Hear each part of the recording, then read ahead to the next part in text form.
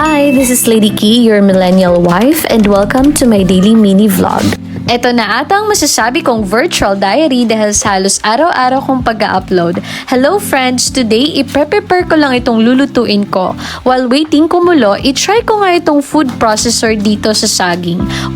Curious lang ako kasi gusto ko lang makita kung ano yung magiging result niya. Ganito nga talaga siguro pag bago ang gamit sa bahay. Always mong nahahanapan ng paggagamitan. Naglagay lang din ako ng 50 ml na gatas and after that, sinimulan ko na ngang i-operate.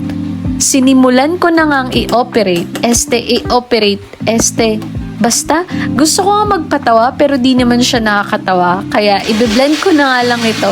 OMG, nashock ako. Ganito pala ang result niya. I'm amazed. Diyos lang. Kumulo na nga yung pasta for spaghetti. Pero, pasta lang lulutuin ko ngayon. Yung sauce ay kung kailan ko na siya kakainin. Niready ko lang to kasi mas matagal lutuin yung pasta and mas mabilis lang lutuin yung sauce. Para less hassle na din during the weekdays at wala na talaga akong time since work na nga tayo. Diyos. Alam ko talaga kung ano yung kalalabasan ng food processor. Wala lang akong masabi kaya biniro ko kayo kanina na kunwari hindi ko alam.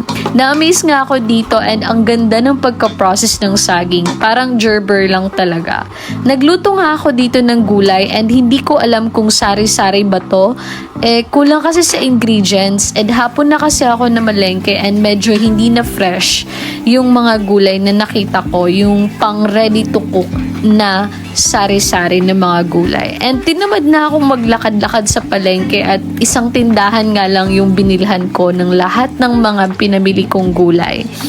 Kalabasa, talong, okra, talbos ng kamote, and may konting alamang nga ito. Ginisa ko na muna yung gulay and nilagyan ko ng tubig at pinakuluan ko. And after kumulo, nilagay ko na nga yung dahon.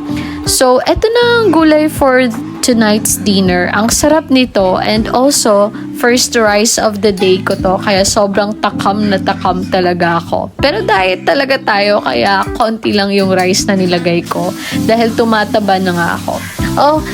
Dito na lang muna. See you sa next vlog ko. Bye!